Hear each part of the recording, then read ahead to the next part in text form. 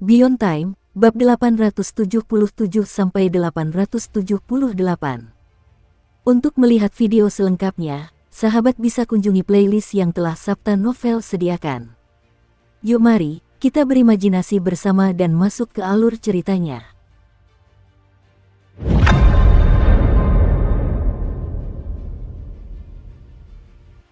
Di luar kota-kota suci, saat suara dewa menghilang, pusaran teleportasi juga kabur di langit hingga lenyap. Pikiran para kultivator bulan api yang diteleportasi kembali naik turun saat mereka memandang Suking. Para penonton dari 3 kota di bawah itu sama saja.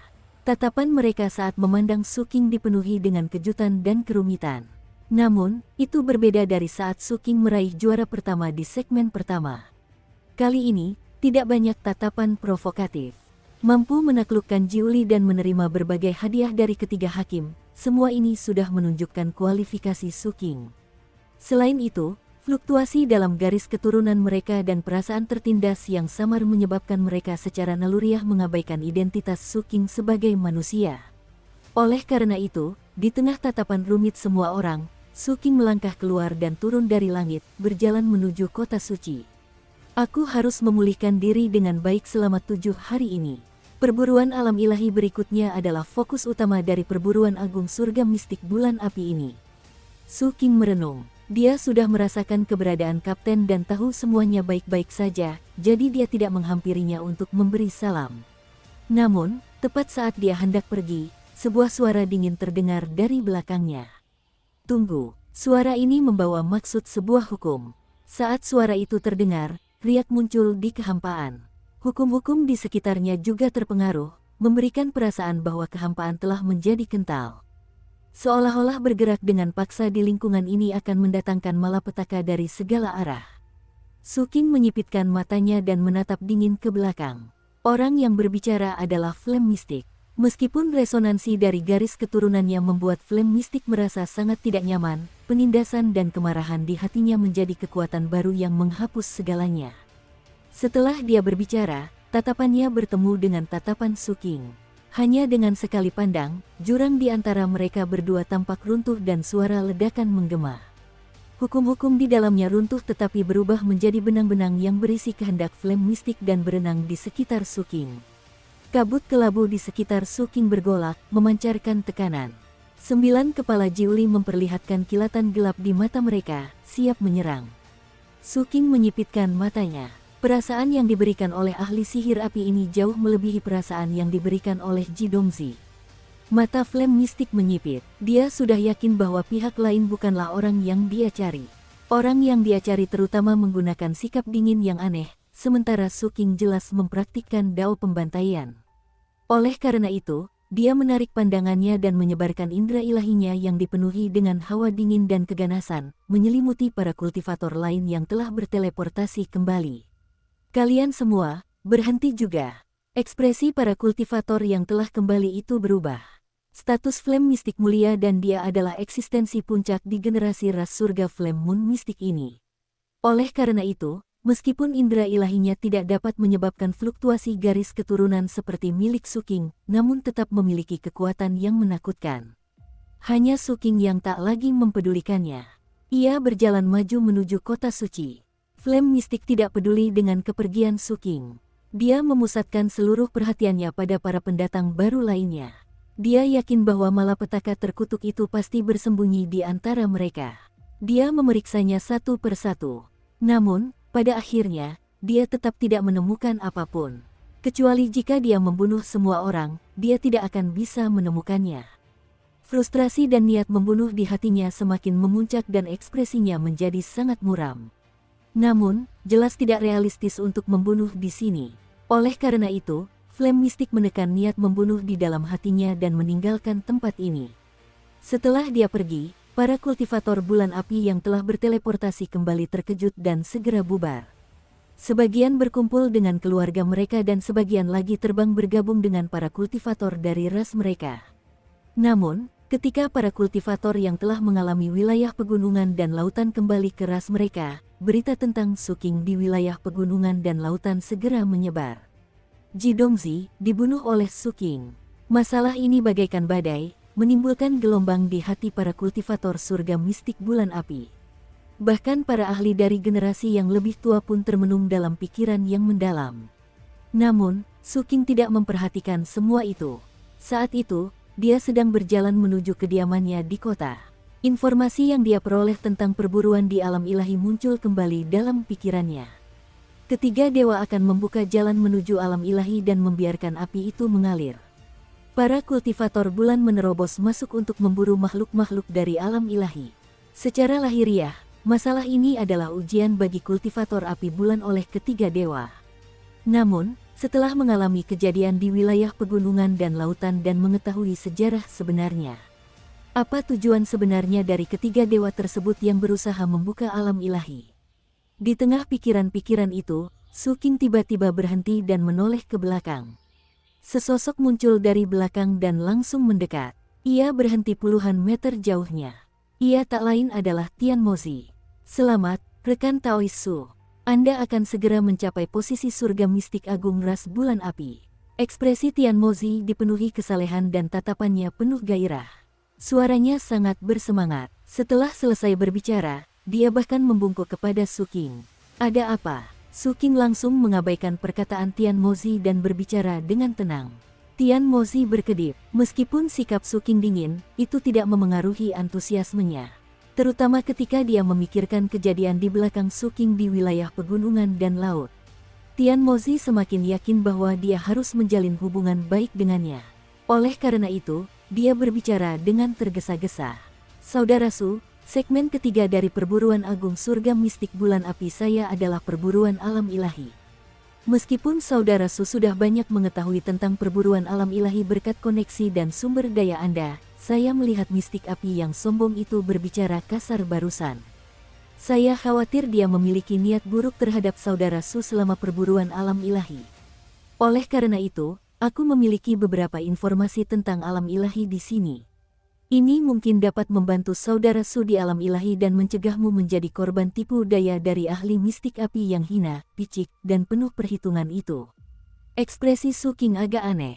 Kesan terdalamnya tentang Tian Mozi adalah bahwa setiap kali pihak lain berbicara kepada orang lain, caranya selalu berbeda. Dasar bajingan, hantu busuk, binatang buas, dua anjing. Nah, ada juga yang arogan, hina, picik. Ceritakan padaku tentang itu. Su Qing berbicara sambil berjalan maju. Melihat Su Qing bersedia mendengarkannya, Tian Mozi langsung merasa semangatnya kembali pulih. Dia segera berjalan beberapa langkah ke sisi Su Qing dan berbicara dengan suara rendah. Saudara Su, apapun rumor yang beredar, kenyataannya, sejak zaman kuno, surga mistik bulan apiku hanya membuka alam ilahi sebanyak 3 kali sepanjang sejarah. Setiap kali, itu adalah alam ilahi yang sama. Namun, lokasi retakannya berbeda. Selain itu, karena alam ilahi terlalu besar, kebanyakan orang luar tidak mengetahuinya dan mengira bahwa itu adalah alam ilahi yang berbeda setiap kali. Mata Su Qing menyipit. Alam ilahi yang sama. Tian Mozi langsung mengangguk. Benar sekali. Selain itu, alam ilahi ini tidak tercatat dalam sejarah Wanggu. Benua. Dengan kata lain, benua tidak terbentuk kemudian, melainkan sebuah keberadaan alami. Hati Su Qing bergejolak. Berita ini sangat penting dan juga sesuatu yang tidak dia duga. Oleh karena itu, kali ini pun, seharusnya alam ilahi ini. Tian Mozi berbicara dengan suara rendah. Meskipun saya tidak tahu di mana lokasi celah kali ini, menurut catatan sebelumnya, makhluk-makhluk di dalamnya telah terbagi menjadi beberapa tingkatan. Sambil berbicara, Tian Mozi mengeluarkan selembar kertas giok. Level dan tampilannya semuanya ada di sini.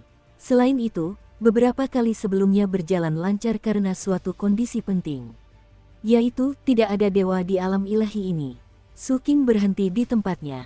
Secara umum, alam ilahi diperintah oleh para dewa, tetapi tidak ada dewa di alam ilahi ini.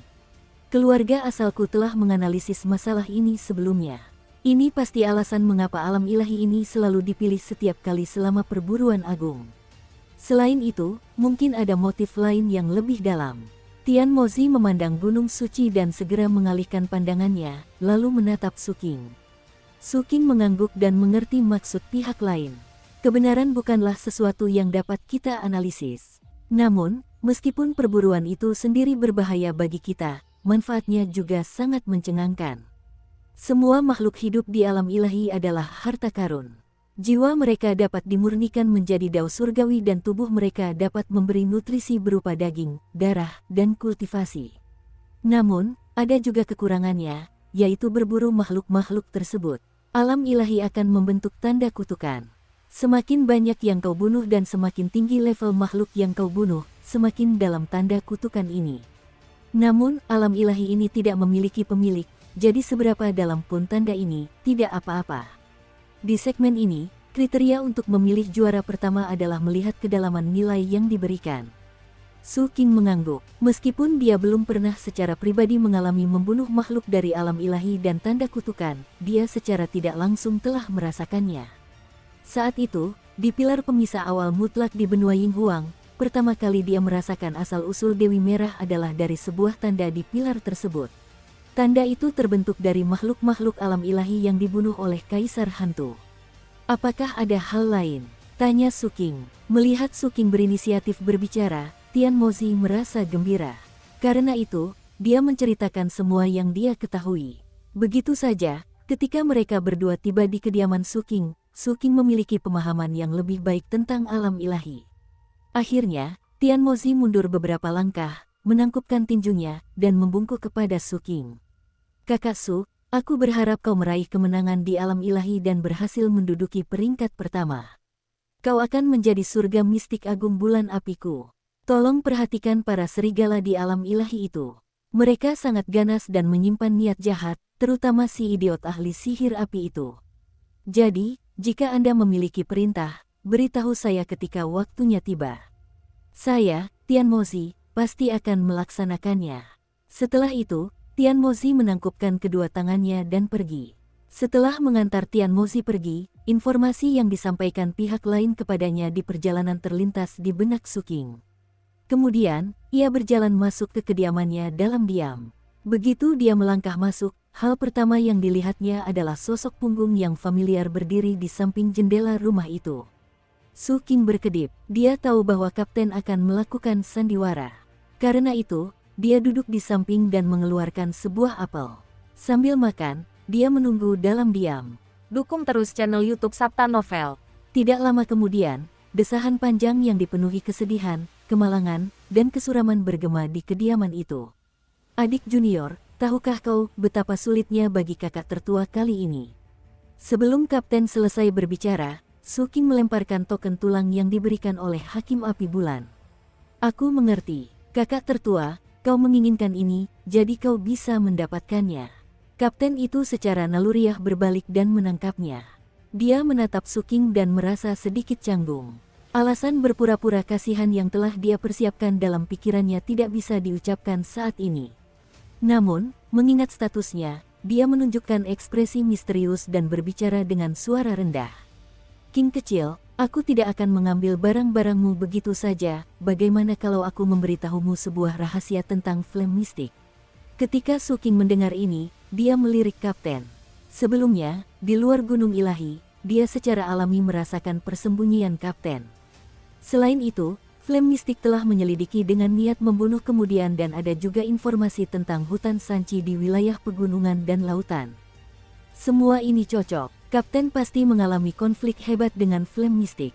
Terlebih lagi, pihak yang menderita kerugian adalah flame mistik. Meskipun kultivasi flame mistik setara dengan alam akumulasi jiwa dan sangat menakutkan, di dalam hati Su King, sepertinya tidak ada yang tidak bisa diatasi oleh sang kapten. Adapun rahasia flame mistik, Su King tidak tertarik. Namun, melihat kakak sulung tampak bersemangat, Su King mengangguk dan menjawab dengan kooperatif. Rahasia apa? Mata sang kapten berbinar dan dia menjilat bibirnya. Dia duduk di depan Su King dan secara naluriah melihat sekeliling sebelum berbicara pelan. Adikku, ahli sihir api itu kelas atas. Su King merasa bingung. Ini adalah pertama kalinya dia mendengar kapten menyebut seseorang sebagai kelas atas. Terutama karena cara kakak sulung menjilat bibirnya, itu sangat menggugah pikiran. Melihat ekspresi Su King, keinginan sang kapten untuk berbicara melonjak. Dia terkekeh melihat Su King yang tampak sangat menyedihkan. Biar kukatakan padamu, King kecil. Menurut pengalaman dan pemahamanku di kehidupan sebelumnya, ahli sihir api adalah eksistensi yang sebanding dengan harta karun di mata beberapa kultivator dengan hobi khusus. Orang ini bisa menyerang dan bertahan. Dia bisa maju dan mundur dengan bebas serta memiliki segudang perubahan. Mustahil untuk berjaga-jaga terhadapnya. Saat berbicara, sang kapten bahkan mengecap bibirnya, memberikan kesan seperti sedang ngiler. Ketika ia kembali memperhatikan ekspresi sang kapten, Su Qing benar-benar terkejut kali ini. Kebingungan muncul di matanya. Meskipun ia telah mengalami banyak hal sejak muda, pada akhirnya, ia masih muda dalam beberapa hal. Oleh karena itu, dia sama sekali tidak bisa bereaksi. Maka, sosok Flame mistik muncul dalam pikirannya. Dia mengingat aura pihak lain selama konfrontasi sebelumnya dan mencari sesuatu yang istimewa. Menyadari keraguan Su Qing, sang kapten berkedip. Ia merasa ini menyenangkan dan menjadi semakin sombong. Ia berpikir dalam hati bahwa keadaan adik laki-lakinya saat ini benar-benar polos dan murni. Sebagai kakak tertua, ia tidak bisa membiarkan adik laki-lakinya memiliki kelemahan dalam pemahamannya. Oleh karena itu, dia menepuk bahu Su Qing dan berbicara dengan nada seorang tetua. Adikku, masih banyak hal yang harus kau lihat. Lupakan saja, lupakan saja. Akan kukatakan langsung, sang mistikus api itu. Kapten itu berhenti sejenak. Dia bisa laki-laki atau perempuan. Sungguh menakjubkan. Setelah itu, kapten itu menjilat bibirnya lagi. Kata-katanya bagaikan guntur di telinga Su Qing. Mata Su Qing membelalak. Meskipun ada banyak hal aneh di benua Wanggu dan perubahan jenis kelamin bukanlah hal yang terlalu aneh, yang membuat hati Su Qing berdebar adalah ekspresi sang kapten dan kata-kata yang diucapkannya dari awal hingga akhir. Su Qing tak kuasa menahan diri untuk tidak membuat beberapa kaitan. Setelah itu, dia ragu sejenak sebelum berbicara. Kakak tertua, bagaimana kau menemukannya? Ketika sang kapten mendengar ini, dia mengangkat dagunya dengan nada meremehkan. Si burung walet kecil itu tidak tahu kebesaran langit dan bumi, berani-beraninya mendahuluiku untuk menindas sanciku. Setelah aku mengetahuinya, dia malah berani-beraninya menyuruhku pergi. Ekspresi itu, intonasi itu, bertingkah seolah-olah dia tinggi dan perkasa. Sang kapten mendengus dingin. Oleh karena itu, aku menuruti permintaannya dan segera pergi. Namun, semakin aku memikirkannya, semakin marah aku. Jadi, aku memanfaatkan waktu ketika dia sedang menekan anak Sanci dan menggunakan semua token hukum dewa yang telah kubuat, menarik perhatian orang tua, kakek nenek, dan seterusnya dari anak Sanci yang sedang ditekannya. Hehe. Si burung walet kecil sangat menderita. Meskipun tingkat kultivasi dan kekuatan tempurnya luar biasa, setara dengan alam akumulasi jiwa, dia tidak mudah dikelilingi dan diserang oleh begitu banyak Sanci. Jadi, tebak apa yang saya lihat? Sang kapten menggosok-gosok tangannya dan tampak sangat gembira. Ia tidak menunggu jawaban Su Qing dan terus berbicara. Aku melihat bahwa pada saat kritis itu, dia benar-benar menggunakan kemampuan ilahi yang sangat menakutkan. Sampai batas tertentu, itu bukan lagi kemampuan ilahi tetapi teknik ilahi. Dan ini adalah jenis teknik ilahi yang sangat ampuh, seperti kutukan ilahi. Mata Su Qing menyipit. Semakin banyak kapten berbicara, semakin bersemangat dia. Teknik ini memiliki efek samping, tetapi mungkin bukan efek samping bagi Little Swallow. Singkatnya, setelah menggunakan teknik ini, jenis kelaminnya akan berubah untuk jangka waktu singkat.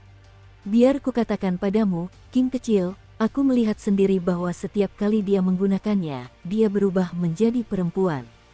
Sesaat dia laki-laki, sesaat kemudian dia perempuan, dan sesaat kemudian lagi dia laki-laki. Sangat menyenangkan, melihat ekspresi gembira sang kapten, ekspresi Su Qing menjadi aneh. Saat itu, sang kapten tidak mempedulikan Su Qing. Ia sudah dalam keadaan bersemangat saat terus berbicara. Setiap kali efek samping muncul dan jenis kelaminnya berubah, sebuah butiran akan terbentuk di sampingnya. Butiran itu akan mengelilingi tubuhnya dan menyerap aura yang telah diubah di dalam tubuhnya, menyebabkan efek samping dari teknik ilahinya menghilang dan dia akan kembali dari seorang wanita menjadi seorang pria. Sekilas saya mengerti bahwa itu adalah mutiara kehidupannya. Itu sangat penting baginya. Dan kau juga tahu bahwa aku, kakak tertua kalian, adalah orang yang baik dan suka membantu. Aku tidak egois dan tidak tahan melihat orang lain sedih. Jadi, bagaimana aku bisa tega melihatnya berubah begitu drastis? Lagi pula, Perubahan jenis kelamin berkaitan dengan banyak perubahan pada meridian di dalam tubuh dan karakteristik di luar tubuh. Memikirkannya saja sudah sangat menyakitkan. Jadi, ketika dia berubah menjadi wanita, aku merebut mutiara itu. Dengan cara ini, dia tidak akan bisa berubah wujud. Ini bisa dianggap sebagai suatu kelegaan baginya. Dukung terus channel YouTube Sabta Novel. Saat ia berbicara, sang kapten mengangkat tangannya dan sebuah mutiara merah melayang keluar dari telapak tangannya. Mutiara itu memancarkan cahaya yang menyilaukan, tetapi juga tertutupi oleh penghalang cahaya biru yang mencegah energinya menyebar. Bagaimana? Kapten memandang Su Qing dengan bangga. Jadi, jangan berpikir penampilan si burung walet kecil tidak banyak berubah sebelumnya. Di dalam, sebenarnya ada seorang gadis. Kau tahu, dia tidak bisa berubah kembali. Saat aku pergi, aku bahkan dengan baik hati meninggalkannya sepotong pakaian dalam bunga perineter. Su Qing terkejut dan menatap kosong ke arah kapten. Dia teringat akan kemarahan dan niat membunuh yang luar biasa yang dipancarkan oleh flame mistik ketika dia mencari kapten sebelumnya.